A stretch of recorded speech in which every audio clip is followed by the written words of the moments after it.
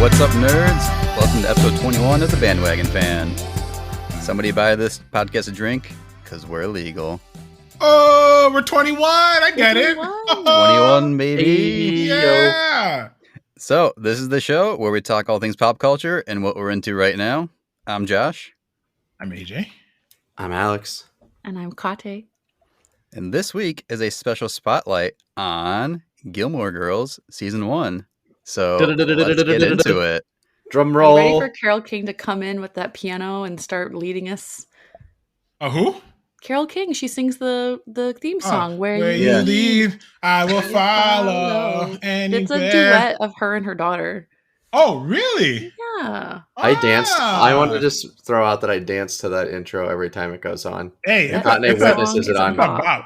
Kanye It's a witnesses bop. What's it. up, Bob? Yeah. I actually hate the intro. I skip it What? every time. Oh, What? Yep. Josh, No. the intro's Yep. like the best part. That's literally builds better up than the with show. Each episode. It's like so cringe and so white. It's to so me. it's so No. it's so 90s. 90s. It's Yeah. so 90s. It's Yeah, but pretty just funny, because it's actually. 90s doesn't mean it's bad. Come on. But To me, actually, No. you To me, know, it's Carole cringe. King wrote that song in the 60s or 70s. That song came out in like 1971. Oh, really? It's still Yeah. like Yeah, you cringy did. 90s to me.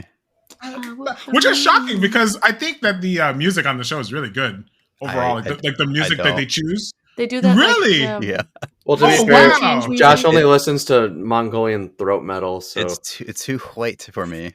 Oh, dang, dude. Says the guy who listens to like English metalcore, but still. They always No, have no. like a nice little transition scene music that's like a guitar strumming. It's so good. Or it's like I know. da, da, da, da, da. Yeah. so good. This show is old, right? If you like really easy old. listening, this is the show for you. Yes. Otherwise, it's not. But here's Uh, the thing. I definitely don't like easy listening whatsoever, but I Yeah. love the show. And Yeah. this is my first time watching it. Really? Same here. Well, I Because grew up with AJ my mom watching it. Oh, I did not. AJ bullied me into watching I bullied. it. I bullied that. Just so everyone knows, I bullied the whole podcast into Yep. watching it. I'm like, if This I is had to experience this show, you have to experience it too. That's true. This is my first time watching the show in its like season 1 in its entirety because my mom loved the show growing up, so like I would see clips of it. So like I recognized characters, and I've even done the Gilmore Girls tour, and my mom was Oh. screaming and freaking out the entire time, and it was like, "This is for so and so went." And like at the time, I was like, "I don't know who any of these characters are. I don't know who Luke is. Stop pointing at Your this son, you stupid take your coffee shop." mom to the Gilmore Girls trip, but you don't watch. You Gilmore don't Girls. engage in it. He's just like, this is for her. You are cruel. My mom Hey, knew more dude. than the instructor. I'm sure. What? Yeah. I'm sure, dude. That's amazing. Yeah, you know, my wife, she loved this show when we were in high school. She always talked about the show, and I was always kind of just like, whatever. AJ, I have just an age question for you. yes. Was this show on like real time live, or not live, but airing each episode each week when you were in high school? It was just ending when we were in high school because freshman year there was my freshman year it had just ended, I believe, if I remember correctly. What year? Let's see when it ended. 2008. Let's see. It went off air in 2007. No, 2006. No, I was a freshman in high school in 2006. So that means so that was sophomore year. That's when it was, right? So since it was been a hot 2006, minute. were you kick pushing your way onto Yeah, Lupe Fiasco. kick Hey, pushing man. your way to this Food and TV liquor. show? Food and liquor is a hip hop icon, but that's another conversation for another day. But I got to throw in a kick push pun, so You did get the throw and kick push in there. But no, my then girlfriend, now wife, she loved the show. So when the final season came out, she didn't want to watch it, right? Like she had no intentions of watching it, and so she would always like lament. She's like, she would literally watch up to season 6. And then she just stopped watching. She didn't want to know how it ended. So there was always like a running joke for the longest time that she's like, and at this point, I still haven't watched the show. Like, fast forward, like I think 6 years later, I still haven't watched the show. And she's always like, "Yeah, I haven't watched. I just haven't watched the last Still episode." haven't watched it. Right. So because I'm cruel, I'm just like, you know what? I'm gonna watch the entirety of the show just so I can get the context of the last episode to spoil it for her. So Wow, that's I watched all of Gilmore Girls only to get to the last episode, and I was like, Damn it, I love that show. Damn it, I loved it. Did she end up watching it? Please tell me she's yeah. We watched Okay. the last episode together. Yeah, we ended up watching the last episode together. Nice. Well, see, like I just kind of like casually watched the show a little growing up, but like I got very interested after watching Marvelous Miss Maisel, which is Amy Sherman Palladino's other TV show, and I was like, the show is so good, like the writing is so perfect that like I have to at least out of the goodness of my soul have to give her other content a chance, and I'm thankful. Like it's clearly like it looks 2000s, like everything. It feels definitely 2000s. Feels everything just is clearly on the same film lot, but like I'm okay with it because the show. She did have another show that actually bombed, and I did try watching it. It only had I think one season, and it actually sucks. It was what show? It's called Bunheads, and she came out with it. Bunheads. It's a show about high schoolers who are ballerinas, and then small town drama, and it's so weird because the show came out a good 5 years probably after Gilmore Girls ended. And it's so weird because it feels like you're watching almost like an alternate universe of Stars Hollow, and you can see they're trying so hard to recreate the characters. And the main character is like a knockoff Lorelai.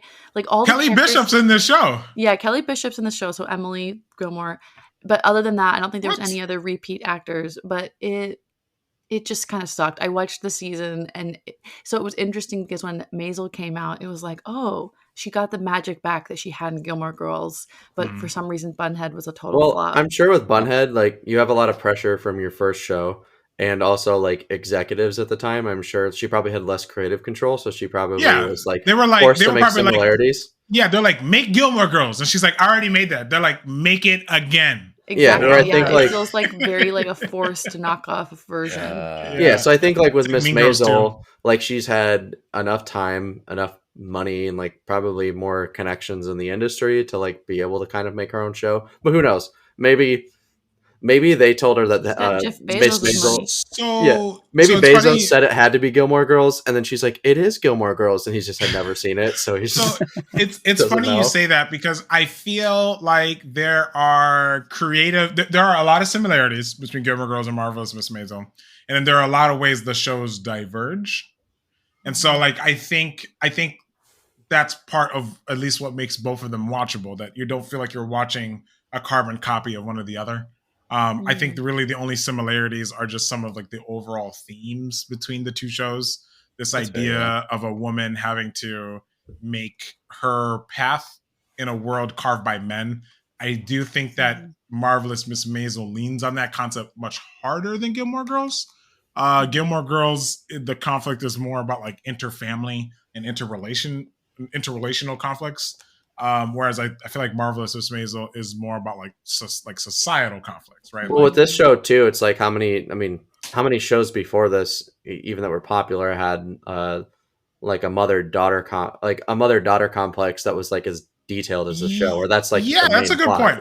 That's a good point because I feel like generational mother-daughter. Yeah, because I feel like you at first glance you would assume that you've seen other shows like it. I don't know if that makes any sense. Like it doesn't look unique. Like the show idea, the show concept, like none of that looks very slice unique. Of life, like many other shows. Many other shows. So I think that's one of the reasons why it gets looked over so many times because it the way it's packaged, the way it's presented, it doesn't really look like there's anything. I mean, what would a black male from born or raised in Chicago, what would I have to relate to little white women in Connecticut? Like how does that correlate? In a right? small quirky in town. a small quirky town. Like those two things don't really correlate, and yet there are so many relatable things in the show. You know, which is such a challenge for a writer to be able to do, like be able to hit so many different cities and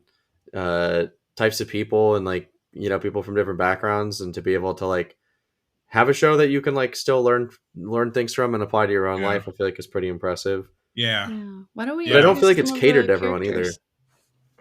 Oh yeah. So the show. So yes, I think we mentioned it before. Gilmore Girls is about the Gilmore Girls, Lorelai Gilmore Sr. and Lorelai Gilmore Jr., aka Rory. Actually, AJ, you're forgetting the grandma was the original. That's true, but the great grandma. But I think because she's the grandmother, that's why she's not a senior, and I think that's why Lorelai isn't Lorelai Gilmore II, which is weird. But yes, so yes, the show is about Lorelai and Rory, and at its core, it's Lorelai. Lorelai is she had Rory when she was really young, so she had Rory when she was like 16 years old, I believe. 16. So we are, I think, almost exactly 16 years. Yep. Rory has her 16th birthday. 16th birthday in the first season. Okay, so this is so like the whole show is basically built around this deal that like Lorelai, when she had her kid, she ran away from home with the baby, and she ran away. And this is what always makes me laugh about the show. Like a lot of times when you hear something like this, like that person would run away to like I don't know, more than 50 miles away from from where you're running away from, not like the next town over. So I always find that really funny that she didn't really run away. It's like a 10-mile drive. Yeah, she didn't really go that far, but whatever. She was like, "Ooh, Stars Hollow. That sounds like a really fun perfect place to be." So so Lorelai having been in like very little communication with her parents for 16 years, is forced to kind of re-engage with them because Rory gets accepted to like the big private school, and like this is gonna help Rory achieve her dream of going to Harvard. No, am I wrong? I mean, yeah, that's eventually like something that pops up where. Well, it's Chilton, isn't it? Chilton right away. Yes, Chilton. So Rory is, she just got accepted to Chilton because she's trying to go to Harvard, and Chilton is this really, really, really fancy prep school, which I believe is like 10-15 minutes from Stars Hollow, which is supposed to be like the more it's half an hour average town. It's half an hour. Yeah, she has to take a bus. She has to take a bus. Yeah. I think it's it's funny because I think her parents, the grandparents, live like 15 or 20 minutes away. Yeah, they're like in between. But either way, it's enough of a divide because like Stars Hollow is supposed to just be your kind of normal public school, and I don't believe Lorelai went here, right? No, that's the thing. She never finished high school, right? She had Rory, and then just was a dropout. Yeah. So that's I think that's what you're kind of supposed to derive, like why she's so motivated to get Rory into like Harvard. She wants her to have the opportunity she felt like she didn't have, basically. Well, it's an interesting plot too because then it instantly makes a divide. It's like Rory's already more intellectual than her mom was.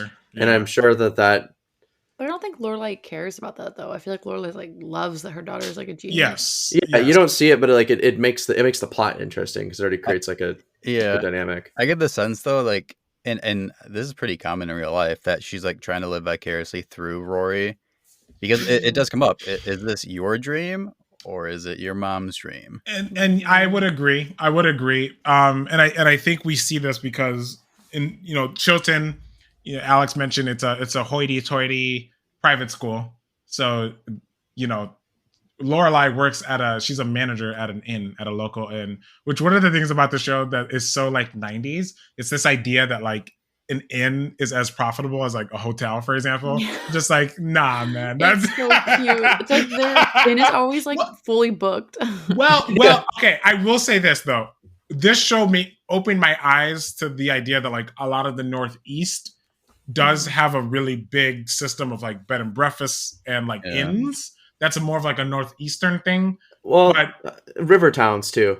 Like and I went to a town called Stillwater, and it was like 50% bed and breakfast style. Bed and breakfast and like inns and that kind of thing. Scenic little touristy towns. Yeah, so like there is, I guess you could say, legitimacy to that element, but not on this scale where it's like this in between a bed and breakfast and a hotel. Yeah, because like from what I see of Stars Hollow, it's not like a scene out of Twin Peaks where they're like like the end's not over a glorious waterfall like in the Washington forest.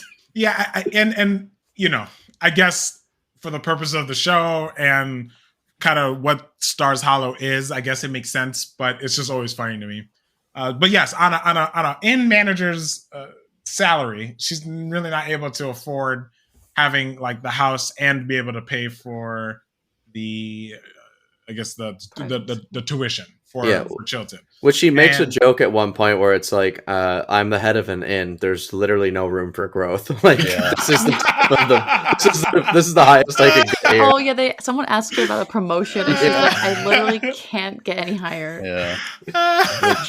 Like the inn, like there's some pretty great characters there too. Yeah. One of my favorite characters is, I don't think we even mentioned it when we were discussing this earlier, Michelle. Michelle? Yes. Yeah. Love Michelle. Michelle only gets better and better. Yeah, Michelle gets better. Since you guys have only watched one season, can you guys kind of guess like the underlying joke about Michelle that is? Oh, he's gay. Yeah, exactly. Yeah. That seemed pretty obvious. Yeah, that's the underlying joke, and I always find that funny how like town.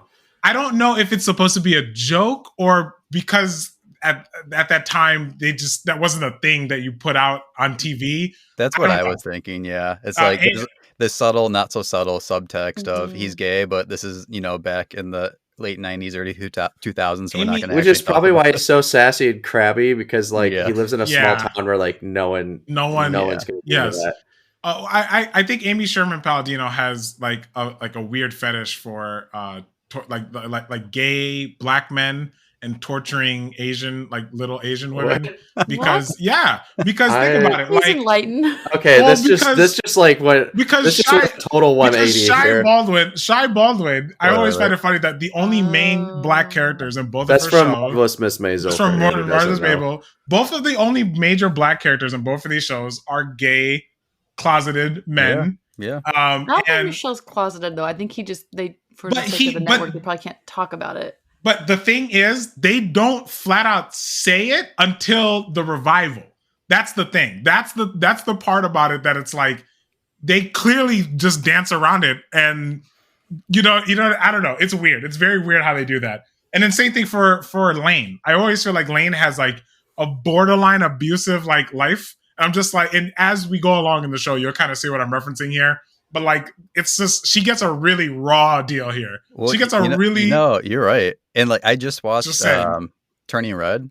Yeah. And like, oh yeah. Same like super like overly protective Korean mom. Well, that's like tiger parents. I feel like that's. Well, that's also like that's pretty accurate to like. I feel like she's trying to like base her relationship with her mom off of like what a Korean girl's mother like would be at that time. So like I think that was pretty spot on. I feel like it would have been pretty inaccurate if she I didn't say it wasn't accurate. It's just very strange how I'm just like, I don't want to spoil anything, but it's very strange how I feel like she's like, this is their life and there's nothing better for them. I just find that so weird. That's always like an inside joke I always have, because watching Marvelous Miss Maisel, I was like, really? The only other black major character is also gay? What is this? We'll get into this one day, but there's some weird, like weird thing that goes on in Hollywood where like when a show feels like they need to insert a black character into the show, 9 times out of, like, I should say 9 times out of 10, a lot of times that character is also gay. And I don't get that. I don't understand why you need a twofer in your TV show. Boxes, man. Yeah, I just don't understand that. Some shows do it, and I feel like it's kind of weird. Sometimes it's like it makes sense in the context of the show. And I think Michelle worked for this one. Michelle worked. Michelle's one of my favorite characters on the show. It's not a problem on the character. It's just like a weird Hollywood trope that happens a lot. Michelle, we can just quickly throw in that Lorelai's other best friend or only best friend. Michelle's kind of just like there. I would say, yeah. Well, no, they're best friends. They're friends. They're friends. He won't admit it. Their relationship, their relationship is just supposed to be very like, I also love you, but I don't want to have to say it out loud. Yeah, that's kind of like their relationship. But they're friends. They're friends. And then there's what's her name? Suki St. James. Snooki. Snooki? Yeah. I always want to say that. Suki is great. She's like the head chef at the end, and she has absolutely no personality outside of cooking, but it weirdly works. It works. Oh, she's charming. I disagree. I actually don't like her. She's a little bit ditzy. She's a little bit ditzy. I just feel like she only talks about cooking. It does not work for me, man. No, you gotta keep watching. Well, we're talking about season 1, though. Remember, like Josh and I have not seen. Yeah, season 1, she's like a one-trick pony, and in the first episode, literally can't do everything, and the very clearly looking Latino guys basically do everything for her. Which So is I was like, oh, that's pretty accurate. Suki. I mean, okay, so it's funny you say that because I think as you go along through the show, you'll find that like something that Amy Sherman Palladino is like really crazy good. Like the only other person I think is as good is the dude who writes Breaking Bad and Better Call Saul. But she's so good at like contextualizing characters. You know what I mean? Like we like Suki and characters like Michelle right now maybe seem like surface level, just like there and kind of comedic relief. But as the show goes on, like you learn more about their motives. But we're like, only talking about season 1, so you got no. That's why Josh and I are discussing season 1 versions of them.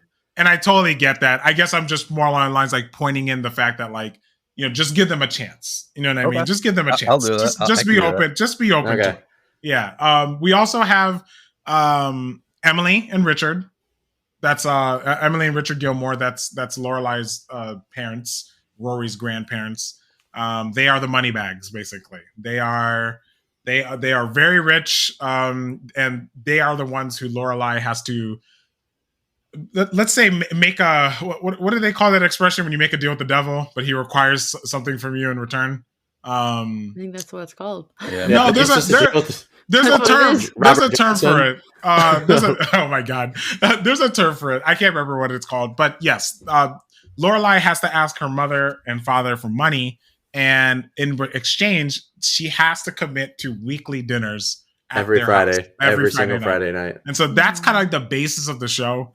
I think the basis of the show is like learning about. You're like learning about you're learning about Lorelai and Emily's relationship with their parents. You know, Lorelai's. You're watching that, seeing will that get better? Will it get worse? You learn more history. Why do they hate each other so much? But then you're also watching Rory and Lorelai have this like amazing relationship, and then it's like watching all four of them come together and sort each other's issues out. But yes, it happens mostly at Friday night dinners. Yeah, it's about family, and it's about like the intergenerational workings and traumas and conflicts and whatnot. And I think the show does a very great job of doing that. It does. It really does. And we also have Luke Danes. Luke is the local diner. You know, Josh is dressed like him right now. Dude, Luke is my spirit animal. I love Luke. If anyone out there watches Seinfeld as well, he's the sponge guy. By the way, from the episode. Yes, he's in a Seinfeld episode, and he has to like beg Elaine to prove to her that he's sponge worthy. Yes, that Luke is in. I know Luke is in Seinfeld. Yes. Either way, he's Mr. Lumber sexual of the group. Yeah. That term. He's the hot sauce, the main squeeze of the town. Grouchy guy. Yeah. He's hot and bothered.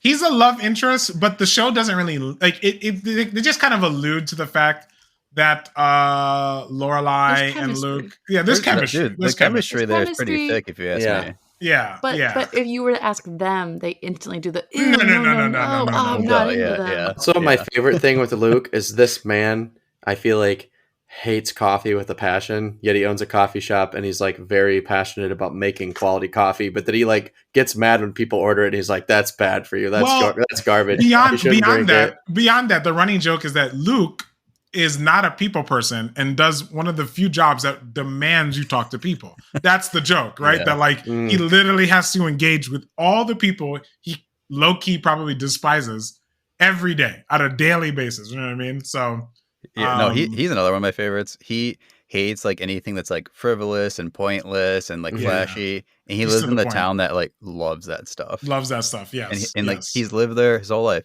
And he'll probably die. Whole life. Live and die in Stars Hollow. It's pretty great.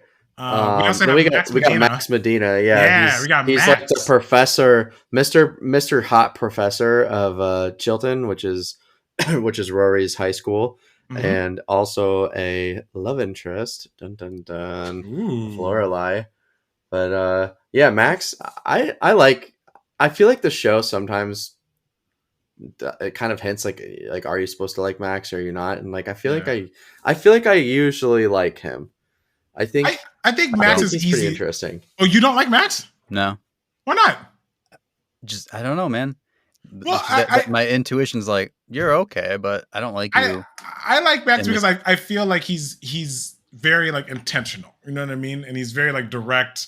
I feel like, you know, earlier in the season, Lorelai is with kind of like, you know, is on dates with people who aren't very direct and who aren't very intentional, aka Rune. That episode that doesn't even count as a date. That is an accidental one of the worst dates in history. Rune's also one of the worst people in history. Rune, you know, dates with Rune, for example, are really. It's not even like a real date either. Right, exactly. Yeah. And then he goes around telling people about it. And I think you're just supposed to kind of gather that like Lorelai obviously could be with like any dude, but she's a catch. She wants to like. I think she wants to be like challenged. I guess that's the best way I could put it. And I think Max does that, which is not like that's what you should want in a relationship. So she you know, she's what 32. 32, yeah. And she didn't really have a good chance to have that growing up because she got pregnant when she was 16. She kind of put her life on hold. To protect Rory too. I think she says something about how she didn't want men coming in and out of the house. And she wants only Rory to, because so they date, and there's that moment where Rory's getting a little too attached, and Lorelai freaks out and takes a break. That's what she says. Right. But clearly, it's Lorelai is afraid of the feeling she has for Max. Yeah. And so she uses Rory, and you can tell that a lot of things in Lorelai's life, she uses Rory as an excuse. It's very easy to say, I can't do this because I needed to put my daughter first, to the point where she's really put her life on hold for the sake of her daughter. But still, like you can tell, it's not always the case. We'll get into why that is the case a little bit later. Because there's another character introduced kind of late in the season. I feel like the final best main character, not the best character, but the best main character to introduce the drama, the spice. Wait, who are you talking about? Who are you talking about, Alex? Wait, let's all say it at the count of 3 to see if we say the same person. Okay, ready? All right, 1, 2, 3. Christopher. Lucky. Oh, what? Also Dean. All right. Which is Dean. I was going off the last one on our list. Was Dean? We were talking about Lorelai, so I was like, I don't know how Dean correlates to that. But you said the best dramatic steamy. I was like, I meant more or less of. I just feel like this character has created most of the drama on the show, whether he wants to or not. Oh, that's fair. Dean's that's the fair. drama mama. Dean's a 16-year-old boy, dude. I mean, I don't know. It's not his fault. I'm not saying it's his fault. He's uninterested, and yet he causes all. But it still creates it. Yeah, it's just because he exists and he's 16 and he has long hair. If anything, Tristan's the troublemaker. Dude, I cannot stand. Let's finish with Dean, and then let's go with Dean first. I like Dean a lot. Steamy bad boy. Mostly because I'm a fan of Supernatural, so I watched that show for years before I watched Gilmore Girls, and I heard people talk about this. And what's so funny is that in Supernatural, he plays a character named Sam. And then his brother, Jensen Ackles, his character is named Dean. So it's such a weird thing watching this. Where I'm like, wait. And I think they're on the same network too, which is even funnier. I think both Supernatural, yes. I think Supernatural and Gilmore Girls was, so I think that's also kind of funny. Yeah, I don't think Dean's like necessarily like it's not like he's a bad kid or anything. It's just he lives in a small town, which naturally causes drama. And he's from Chicago. He's the emo out of towner. Yeah.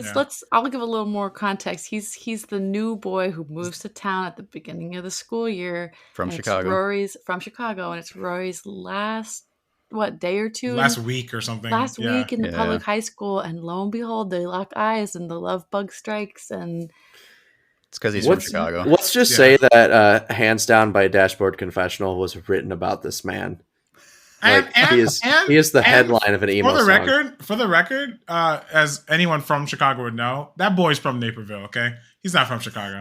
He did not live anywhere in the city. He grew up in Naperville. Got that leather jacket. He's got grungy, baggy cargo pants. He grew up in Arlington Heights.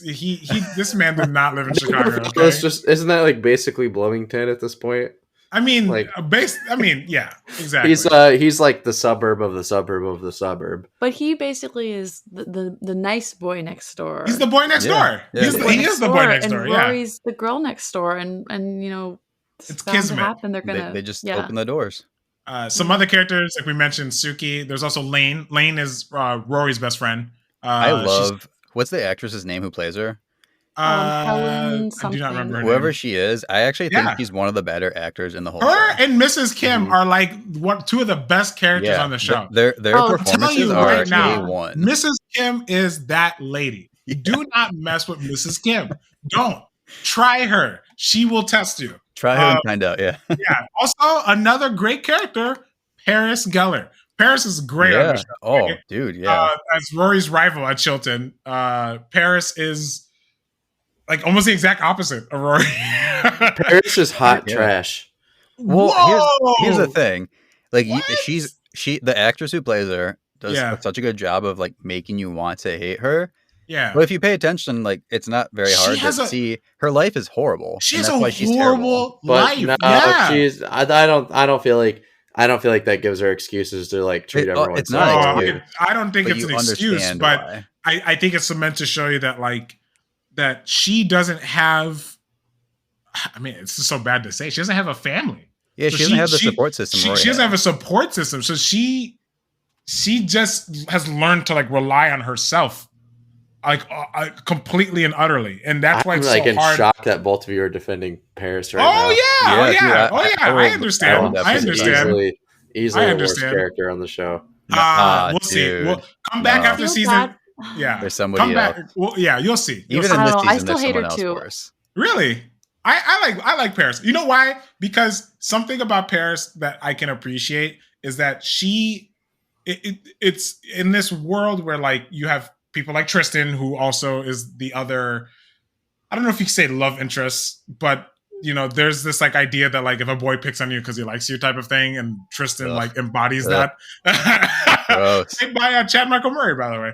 But Paris doesn't listen. She just like she always goes off of rumors and then just instantly jumps to whatever conclusion she thinks is it, and then that's the only answer to whatever. That's the only answer. But she's 16. Yeah, but like there's a lot of other 16-year-olds that aren't like that. She's like a 50-year-old dictator. She's other 16-year-olds aren't like that. No, that's they do. As somebody who has worked in youth groups and works at a school, like teenage girls will do this stuff. A teenage girl, an ex-teenage girl. She's pulling weight. She's pulling rank. I don't think I ever met 16-year-old anyone as girls. close to as cruel though as Paris, which I know again that's TV show. This is TV show. They're playing it up for the drama. Obvious, yeah. Yes, teenage girls can be catty and bitchy and cruel, but I do think that sometimes on the show, Paris does things that I think are a little too far. But again, I know it's for the show. But beyond that, it's also because she likes Rory. I think that's what you're supposed to draw from. I think she wants to like. She Rory, wants to like Rory, but she has not had anyone in her life that she can rely on. So that's why she's so like it's like thing that she's trust issues, and she's trying to like create reasons to give herself why she shouldn't be able to trust Rory. Yeah, you see what I'm saying? I discussed once too off the show that Rory or Paris also realizes that Rory's probably the only other student in the entire school who could rival. Paris academically. Yes. Yeah. And like Paris has been raised around this like very cutthroat world, and like you see what her family's like, and they're awful. Yeah. And like people are typically a product of their upbringings, and she like doesn't understand a healthy way of like dealing with these things. And so like there are moments where she squashes the beef with Rory. But the moment something even remotely threatening happens, just a rumor, she flies off the handle. And that's that thing that I was saying about like she's always looking for a reason to distrust someone, because she doesn't want to open herself up to feelings. She's got some anger management issues. Yeah, it's very like thinly veiled. You don't have to look that hard, but you can see like the different like ways the people on the show cope with different traumas. Yeah, and hers is keep everyone away so I don't get hurt. Yeah, exactly. So like just to kind of just recap what like season one's about. We mentioned that the show starts off with Lorelai asking her parents for money for Rory's school to go to Chilton, but she doesn't have a really good relationship with her parents, and I think that that's something that plays a lot, not only in the entirety of the show, but also like in the context of the first episode. What do you guys think?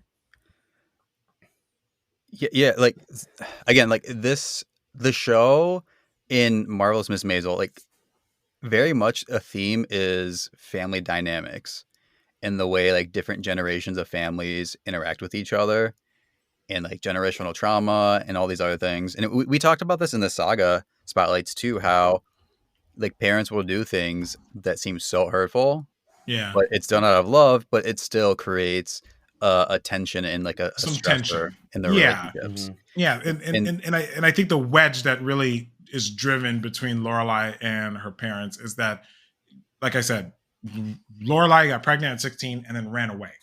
And so, and I think from the parents' perspective that, like, yes, she made a mistake that would have helped her, but at the same time, they don't know how to deal with this. Like, they don't know how to, like, it's not the life they envisioned. They're very either like, uppity kind of people. They're uppity because they're uncomfortable, right? So like they're pretty hostile. Which, I think they had a plan for Laura. Yeah, exactly. They had a plan. Yeah. They're like very prim and proper people. Like her father's like very like kind of withdrawn and like just does his business. Checked out. Yeah. The mother is like very like uptight and nitpicky. Like everything has to be perfect. Mm-hmm. And Lorelai's a very free spirited person. So growing up in that environment, she pieced out when she got pregnant and they weren't happy. She's like, all right, I'm out. I'm going to live my own life. Which she's back. Now she's back. I kind of totally understand. Yeah. It's very understandable. Very relatable. Yeah, her parents never gave her any room to breathe. I think a really good episode that really showed the like where their relationship is in this part of the series is the episode where Emily throws a birthday party for Rory. Yeah. And she invites all the kids from Chilton. At this point, Rory's not having like a really easy time transitioning from her small little hometown to Chilton. All the kids pick on her. We mentioned Paris at this point in the show is like hell-bent on making her life a living hell. And so she is, this is so out of touch of Emily to do that, to not. Yeah. To just and she invites all of these kids that Rory doesn't like to the birthday party. Because that's how it should be, though. And that's how it should be. And in the context of the party, like from Emily's perspective, like I'm inviting our friends, right? And so when they get to the party, Rory is just, Tristan, as we mentioned, for example, who, you can obviously tell he likes Rory. Dude, but Rory cannot stand Tristan. I can't stand him. Right. I get severe like rapey vibes from him. I'm like, dude, stay away. 100% like rapey vibes. But dude, annoying. The stuff he does, it's like it so crosses the line. Like, it's not okay. For example, didn't he try to kiss Rory? And even though he knows such sympathy for Paris, though, because I feel like he's like a male Paris, but on the other end of the spectrum, where Paris is trying so hard to be perfect because of this horrible environment she's been raised in. Yeah. But Tristan's on the other end of the spectrum too. He's been raised by the most shitty, horrible parents and a cutthroat. And like Rory or Lorelai, Tristan seems like he was also like he's caged in by his parents, and so he does the opposite of Paris. He acts out. Yeah. He acts ridiculous. And that's a good point. Yeah. I think the difference between Tristan and Paris is that Tristan wants something very different from Rory than what Paris wants. Paris just wants to establish herself as the alpha, right? And so she will do whatever she can to make sure Rory knows her quote unquote place, which, socially, that's where the competition comes from. But I think Tristan's more just like the annoying center of attention, because I think that's the only way you can have any focus on him. Yeah, exactly. Rory's the one who's feigned over him.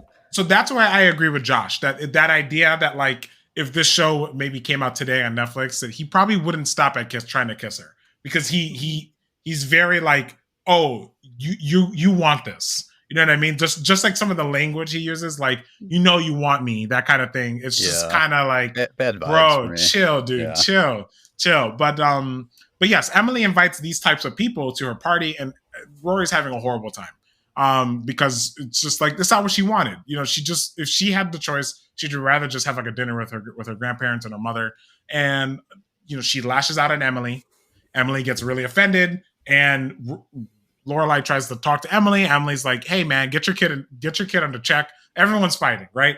And so once Rory realizes like, she was probably in the wrong, she invites her grandparents to her party that they're having at Lorelai's house. And Emily, being like Emily, she's like, yeah, we'll see if we can go. Lorelai cuts into her. She's like, hey man, look, you messed up our relationship, but don't mess up yours and Rory's. And so by that guilt, they come to Lorelai's house. They have fun at the party. And that's like one of the first times you see all three of them kind of reconcile with where they are. And Emily kind of coming to terms that she's like, I can't change the past. I can't force you to be the people I wanted you to be. Kind of. Yeah. And what's really interesting is Rory's that bridge. And I think like it kind of does happen in real life too, where the grandchild is the bridge between parent and their child. Yeah. Because Rory obviously has a wonderful relationship with Lorelai. And that's one of the coolest things about the show is like, it's not, I hate you, mom, get out of my life. Like they're best friends. They're best friends. Yeah. It's not perfect. There's flaws, but they still have a good relationship. And then Rory also gets along up until this point really well with her grandparents. Like she goes to the golf course with her grandfather. She loves it. And he comes to realize, like, I really like this girl. Like, he didn't even want to take her. Yeah. Yeah, he didn't want to take her. Very hesitant. And then he finds out, like, I really enjoy spending time with my granddaughter. Yeah. But I feel like Lorelai can't go more than like 5 minutes without complaining about her parents. Like that's the one thing that is kind of like, I get it, but it does get kind of annoying. Is like she always has a comment like every single time. And I think that's like that unresolved trauma because she projects it. She's like, Rory, you don't have to do this. Like, it's gonna suck. And again, like that's what I love about this show is you see the realness there. And I also think one of the reasons why, like Alex said, that she's constantly bringing it up is because she had to spend so much time not thinking about them. And now she's in this position where she literally has to see them every week. And so I think it's just her way of like, it's like a venting. That's how she vents. That's how she, and I just get kind of annoyed hearing it. Alex, I understand because I've had moments too where you'll be watching the show and it's like you'll be thinking, oh my gosh, things are going good. And then it'll be like Lorelai's rocking the boat just to kind of stir the pot a little bit. Or like, it's like you said, it's like unresolved trauma, Josh, where it's like her natural reaction. I think it's like her knee-jerk reaction is things are going well, there must be an ulterior motive. Yeah. Well, I think she's a little something, and I think she's a little jealous too that Rory has like a better relationship with her parents. There's the episode towards the end where Rory and Lorelai have their first real blowout fight, and who does Rory run to? The grandparents. And I remember rewatching that and thinking, oh my God, Lorelai hates that Rory went to them. She hates that. But it's so weird because at the same time, Lorelai is sometimes protective of the relationship that Rory has with her grandparents. She wants it to be good, but then when it's too good, she wants to stir the pot, and which is actually like really unhealthy, like for your kid, because it's like you should just like let your kid decide the relationship with the parents. Well, I think what Lorelai is afraid of is them hurting Rory the same way that she feels they hurt her. You know what I'm saying? And I think that's why she's so uncomfortable with Rory being on good terms with her grandparents. Because I always said that like this whole show could just be resolved after one season if they both, Emily and yes. Later in the show, they try a horrible disaster, but I would say that like the show would just be resolved if somebody said, "I'm sorry." Like you know what I'm saying? Like, but that's the accuracy to like real parent to family real dynamic. Life. Like no one ever says, "I'm sorry," right? We explain the least to the people who we should give the most explanation to, right? Like, and we expect them to understand because. Oh, well, like you're my kid. You know what I mean? You should know that I wanted to do this for you. Or you're my mom. You should have known that I wanted this from you, right? So like so much could be resolved by somebody saying, hey, I'm sorry. But no one wants to do that. This is a proud family. Yeah. You know what I mean? And proud people.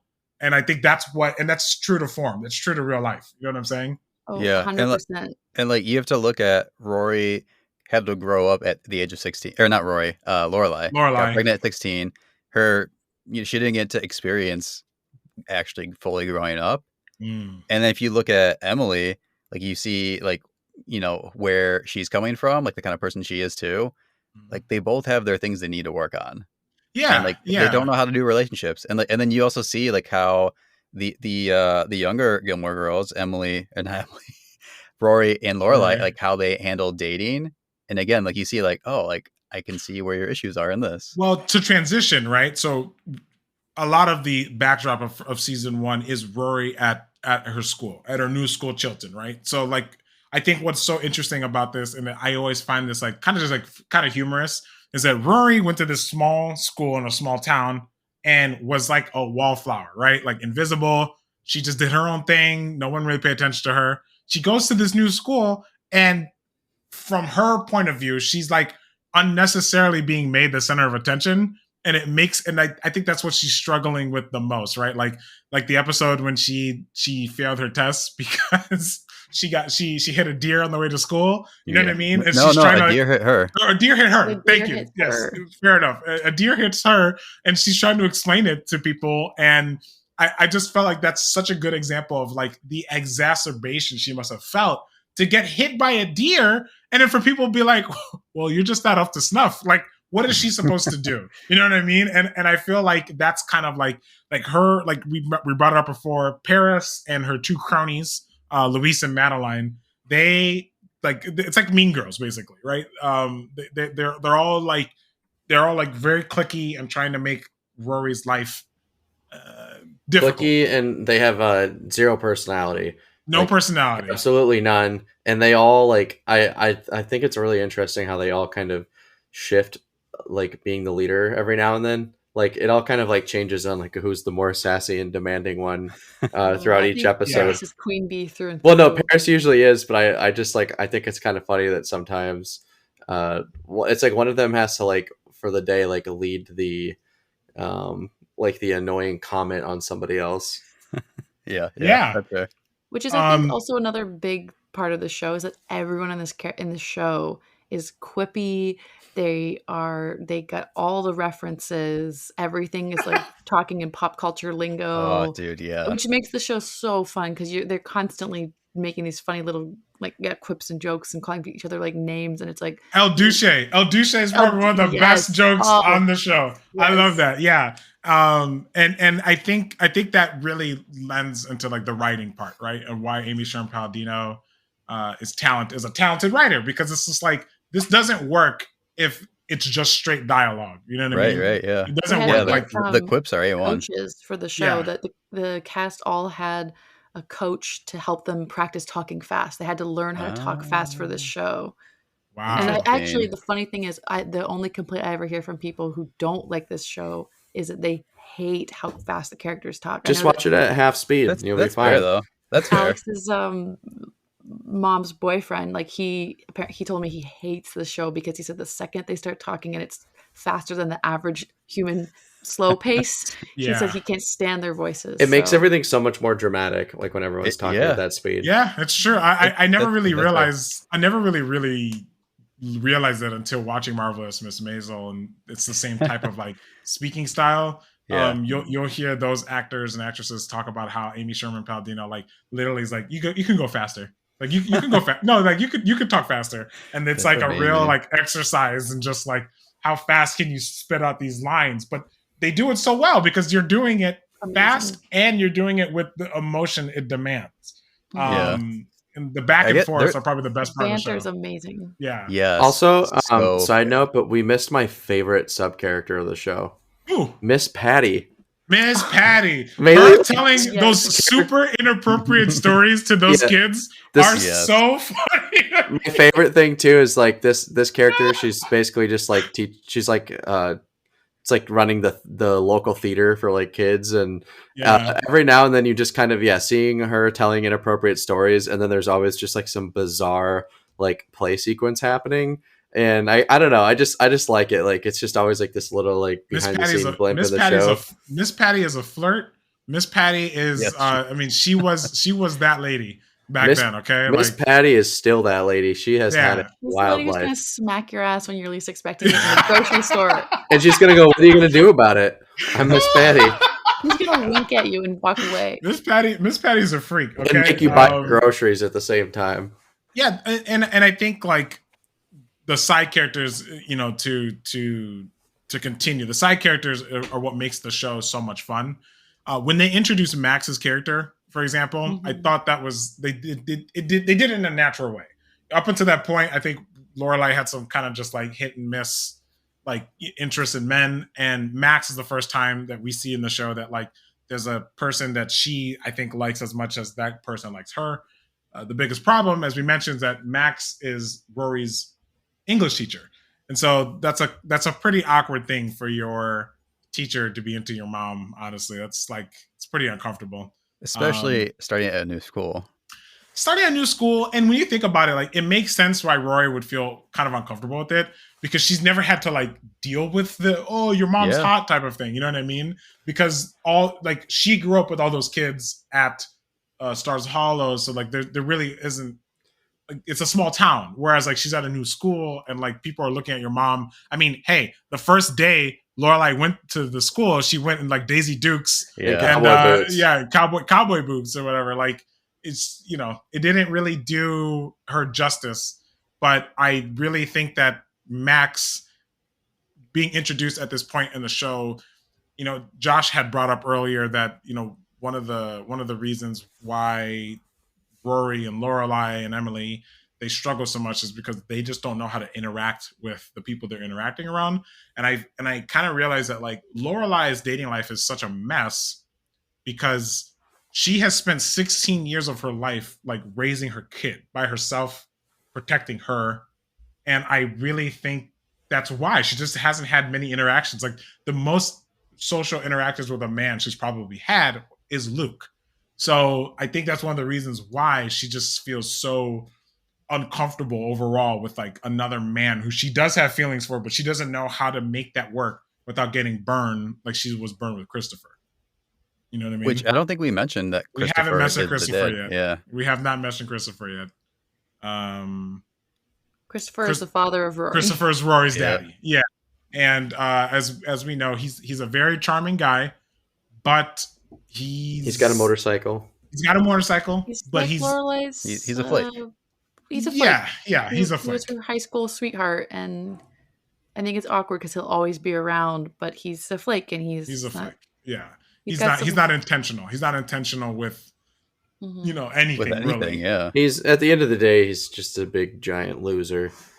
I mean, he's a man child. I wouldn't say he's a loser. I mean, he is successful in his own right, but it's this idea that he doesn't like to commit, and I think that's reflected by the fact that like he has a motorcycle, right? Like how are you gonna drive job to job too? To job, yeah. He's got a motorcycle, and he doesn't want to like. I mean, he could very easily just go work for his dad, make a lot of money doing that, but he's trying to find his own way, and I think the difference between Lorelai doing that and him doing that is like Lorelai had to put that on pause for Rory's sake, right? Mm-hmm. Whereas Christopher is like, well, I mean, that's why I think this guy's a loser. He doesn't put his daughter first for anything. Like, she'll always be secondary in his life. You know, that's tough because I think he knows that he's never going to win an argument with Lorelai. And I think what you're supposed to try to be around. He doesn't do that. But I think what you're supposed to kind of draw is that he's. I hate using these terms, but I really don't have another way to express this. He's kind of like the beta in their relationship, and Lorelai's like the alpha in their relationship. And so like he doesn't know. He knows his place. Yeah, he knows his place. Like he doesn't try because he doesn't think he can change Lorelai's mind. And I think that's why one of the reasons he's like, well, if I can't do it the way I want to do it, I will never have a say in it. Because I don't think it's fair to say he doesn't care about Rory. He does care about her. But I just don't think he knows how to like. He doesn't know. He wants to live his life. He's not mature. He cares about her. He also like is another character who didn't grow up totally, and it's not. It looks like he doesn't care about Rory, and like actually. At my first reaction was to agree with Alex, but now thinking about it just now, it's like what you're saying, AJ. He just doesn't have the maturity to show it. Which is not an excuse though. Like a kid needs their parents, so it's not. It doesn't get him off the hook. Like he messed up. Yeah. But it wasn't because he didn't care about her. It's because I just think exactly. I just think it's so easy to say he doesn't care because he's not there. But the reality is, like, what would, like, you also look at it from his perspective, right? He's been gone for so long. What does looking back look like for him?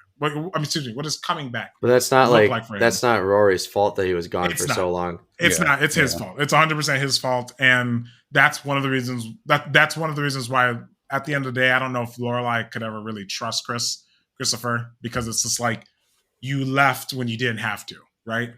It's like just like Marvelous Miss Maisel, right? When Joel left, it's like, you left when you didn't have to. You 100%. On your own volition, you left. So you don't get the chance to come back and be like, oh, my bad. Like, you might do it again. What am I supposed to do if you leave again? You know what I mean? Yeah. So I always felt that was a really interesting time, that, like, you know, I think Christopher comes when Lorelai just kind of pauses things with Max, if I remember correctly, right? Yeah. Yep. Yeah. So that's an interesting, like, dynamic, right? Here's a guy who is probably more right for her, and then here's the wrong guy, but obviously Lorelai still loves him, right? So yeah. And there's also the comparisons between Christopher and what Lorelai sees in Dean. Yeah. Because we haven't touched on this yet. Rory and Dean eventually date. They date. They start dating. Yes. And Lorelai is not super comfortable with it initially. I mean, in fact, Rory doesn't even tell Lorelai, right? Yeah. She kind of, which is like the only thing she's ever kept from. She's the only thing she's ever kept a secret from her mom. And when it started clicking for her, she did her best to, you know, incorporate Dean. Well, Lorelai's understandably protective and doesn't want Dean to do the same thing that's happened to her, right? And wants Dean to be aware that, like, I'm watching, and I, you know, like, I don't know. I actually like that. I think, like, she was being, like, a really good mom there, and, like, it's being protective, but not in, like, an overly aggressive way. Well, I think I thought it was aggressive, but really, and again, but it comes from a place of love.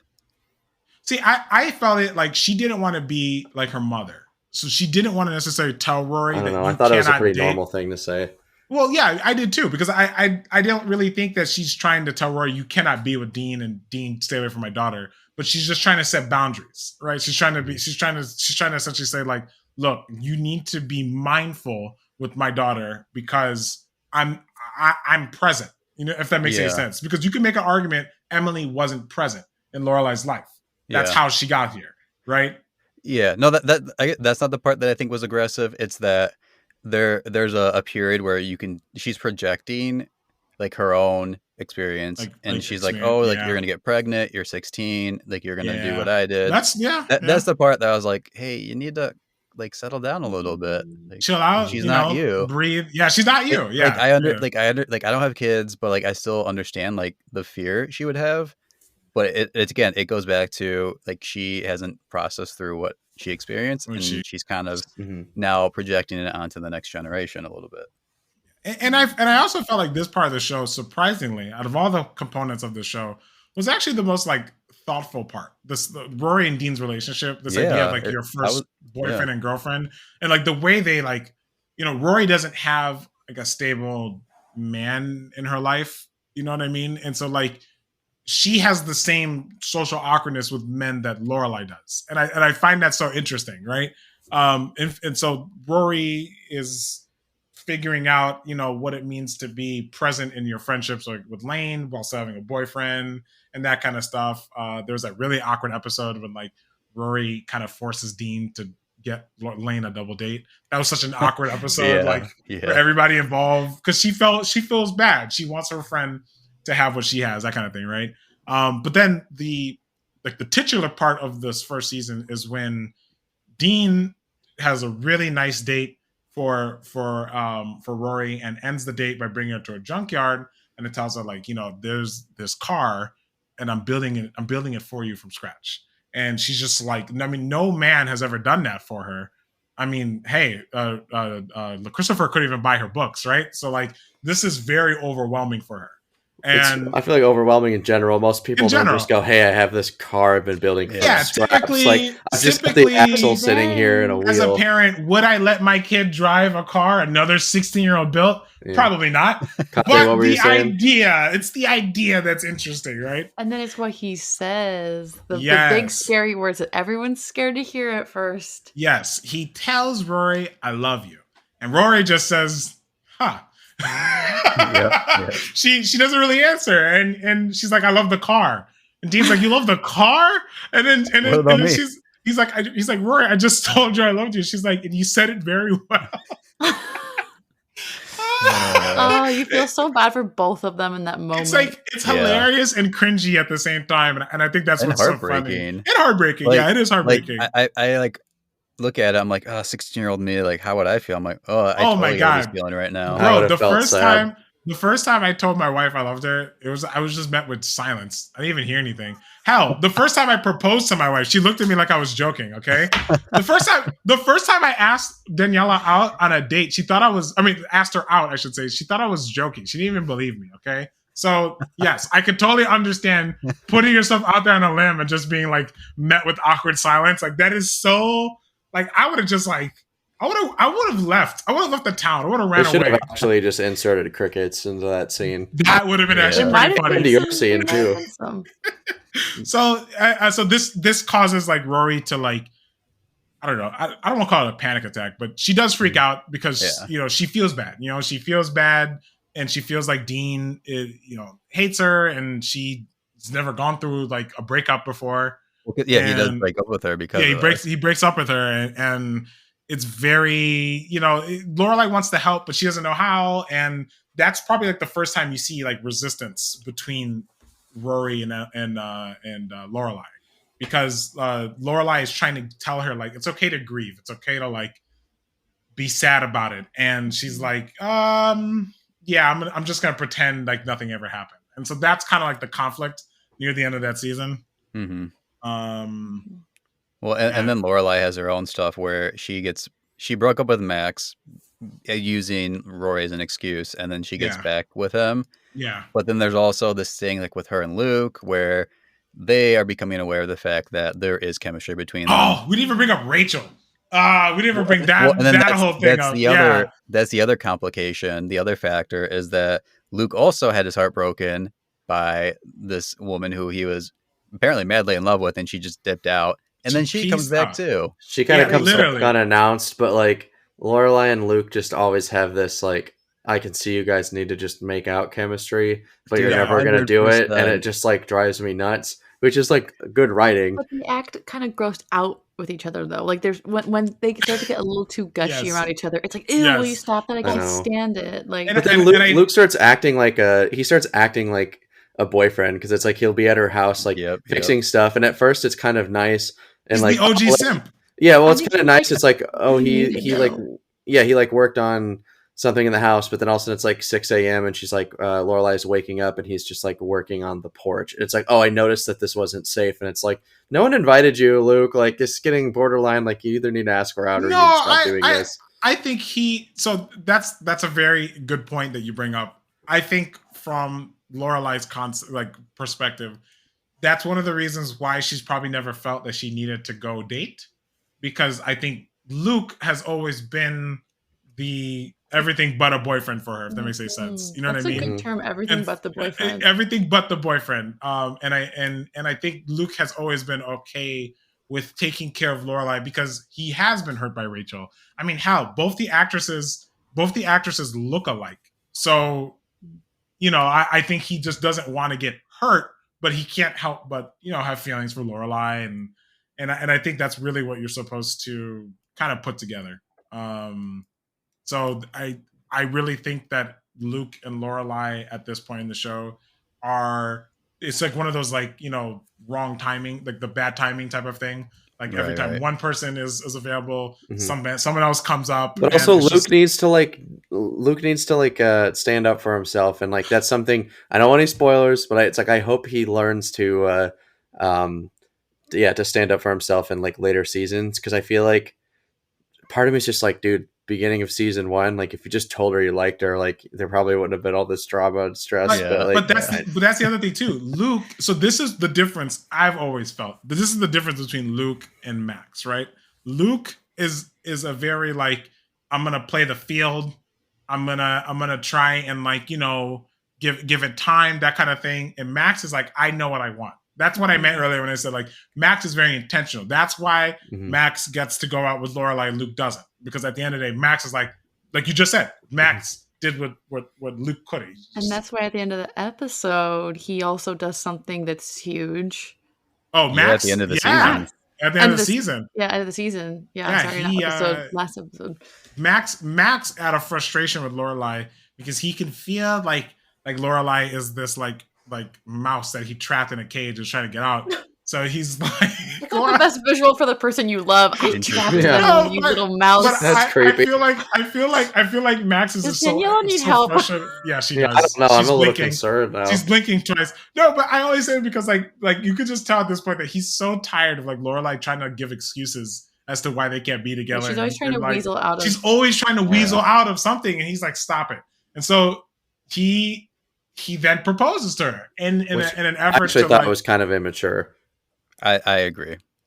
I was like, really, dude? I think I know he kind of explains it, but I felt like he kind of proposed because he just wanted to get out of an argument, and it clearly was on him. He was jealous. Yeah, he was jealous of what jealous. Luke and Lorelai had because he kind of like walks in on them talking, and like they're pretty chummy. That's what starts the argument too. Is he's like, what's going on there? Is that over? And it's supposed to mirror like what Rachel and Luke kind of go through as well. This is where I started kind of disliking Max. Yeah. Oh, really? Yeah. Wow. That's fair. I mean, I can understand it. I don't completely dislike him. I just thought like when I saw the art, like he engages, like Luke is kind of creating awkward tension, but it's like he engages the argument, and then it's like I felt like that was his like defensive, like, oh, how do I get her to stop? How do I get us to stop fighting? Well, I'm just going to propose. Yeah, you're not wrong. He definitely proposed as a way to like. He does apologize with that the next day when he calls her, which I did like, and offers her a more formal proposal. And he does say that flowers, I know that's like I think one of the best parts about that episode, and that's what the episode's named. I think 1,000 Yellow Daisies, and Troubadour, which was a really really pretty scene visually. Something that Kanye has copied many times, by the way. Kanye has done daisies? That. Oh, roses. 1,000 Roses. Yeah, he's done that many times for the different women he's dated. Yeah. So we've seen it. It's confirmed. Kanye watches Gilmore Girls. It's confirmed. I don't blame him. You know, after watching season 1, going into it, I didn't think I would like it. Like I said earlier, AJ, you kept hounding us to for all of us to make sure we watched it. And for me, I was like, why do I care about this? But somehow, like, the writing behind this makes me care about the problems of wealthy white people. Yeah. And like teenage girl drama, which are like two things I absolutely hate. Me too. Yeah, me too. And somehow this show made me interested. Well, I think in most media, those things you just mentioned are always like dramatized, right? Because like the money component is not like Lorelai doesn't want anything to do with money. And I think that's one of the reasons why it's relatable. Like she wants to make her living on her own 2 feet and not have to use someone else's assistance to get there. And then the teenage drama, I think it's real. It's not flowery. It's not boring. It's just very real. It's just like, very visceral. Very visceral. It is visceral. And it's awkward and like, and it's not like romanticized. You know what I'm saying? Like it's just very awkward as it should be. Yeah. The characters feel a lot more realistic than a lot of other TV shows, especially for the time. Yeah. Because this is what, 2000, I believe, when it came out? 1999, I think. Right? No, the first episode aired in October of 2000. 2000? October? Okay. So, all right. Wow. Yeah, it's an early time for these types of shows, and I feel like one of the only other shows that I really can compare it with around that time is like Scrubs, but that's like a totally different style of a show anyways. But I love this. I really don't have many complaints with the show. Like there's characters that annoyed me, but like they were written well. You know, it's like I think that they were written to annoy me. I guess one of the complaints I had, all the 90s reference or 2000s references did kind of take me out of it a little bit. It's peppered. Peppered in there, man. It's a bit too much for me. Yeah. And then like I was talking to Wendy about it because she was watching it and she didn't grow up in the US. She's like, I don't know like half of what they're talking about. Oh, so you know what's really funny? I don't know what they're talking about. My wife had that same. Like, I knew most of the references. So that's the thing. Rewatching the show with her, I'm always like we're like. There's so many times where like like we're watching something. She's like, "Oh, I get that reference now." That happened to That's me. amazing. We were Yeah. watching. Alex and I were watching the last episode of season 1, and there's a part where they say, "Do you swear on the lead singer of Blur?" And then Lane's like, "I swear on Nico." When I was a teenager, I don't even ever think I caught the Blur reference. I didn't even know what Blur was until a few years ago. The lead singer of the Gorillaz. Yeah. Okay. Seriously, did not know didn't any know of that. that. And then See? when Lane would always say Nico as a teenager, I always was so curious. Who's this Nico? Who's this Nico? And it took me so long to figure out that I think it's Nico from the Velvet Underground. Yeah, it's the artist okay. Nico. I feel like this show is written for me But for weird musical references. I started watching this Yeah. show when I was 15. And so that math is hard. That would have been like 2009. Yeah. I've watched the show now through several times, and it's kind of like you said, AJ, with your wife. Like every time I pull catch something, pull a different reference. You're just like, oh, Yeah. I see why that's funny now. And they used to actually, when you would buy the DVD set, they would provide for you a little manual explaining some of the really, really obscure references. Dang, that's funny. They'd That's say awesome. like Crazy. in episode this, in this scene, they say this line. This is in reference to blank. That sounds like Yeah. a very early 2000s thing. I used to have to pause the That's show, flip through the little, like, it was like an index, and you'd be like, okay. And then you click play. That's hilarious. I'll end us on this note that I enjoy this show mainly because a lot of shows that age, you know, when we use the term age, or does it age or age well? And for the record, you know, there are some things on this show that I don't really think age well. Like Kirk makes like, I think like 2 different like gay jokes that are kind of like inappropriate in the show. I'm just like, all right, that's kind of weird. You know, sometimes they say things that are of the era, but at the same time, I feel like you can watch the show today and appreciate it for what it is, because they don't really spend too much time dating themselves with the story. You know, the references, yes, maybe, but the story itself is a very relatable story. You know what I mean? It's, you know, there's always this joke that you guys probably heard that like so many episodes of Seinfeld would have never been able to work if they just had a cell phone. So like, you know, so when you watch it in today's standards, like, yeah, as funny as it is, sometimes you're just like, okay, but we have cell phones now. So I don't know how relatable this is, and how relatable will that be to kids who never lived in a world without a cell phone, right? I feel like with this show, it's kind of like that in between, right? Like so much of this show happens in an era that is still relatable today. And I think that's why I enjoy the show so much. So with that, ladies and gentlemen, let us know what you guys think. If you've never watched Gilmore Girls before, I highly encourage you to start watching it. Check it out. Check it out. It's one of my favorite shows. It's a really good show. I think you guys will like it. Let us know if you have watched Gilmore Girls. Let us know if for those who have watched the whole series, if you're hashtag Team Jess, hashtag Team Dean, or hashtag Team Logan. Let us know, because I guarantee you all of us will be part of different teams by the end of this. I just know that. I just know that already from listening to you guys and your perspectives. We are all going to have very different feelings about these characters when the show's done.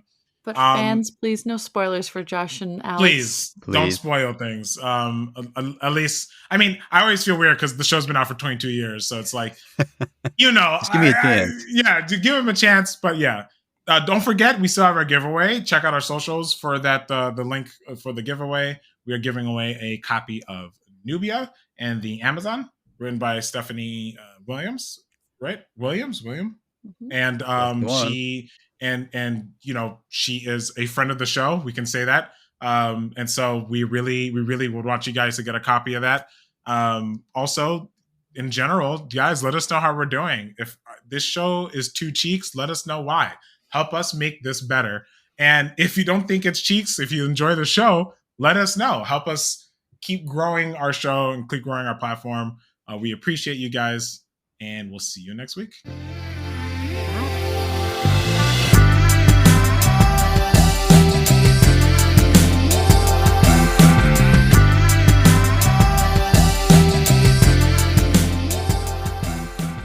Bandwagon is hosted by Josh Jimenez, Alex Melgosa, and me, AJ Soy. Our show is produced by Kate Smith and edited by yours truly. Our theme song is Lush Waves by Taylor Lewin of _audio. Thanks for listening. We'll see you soon.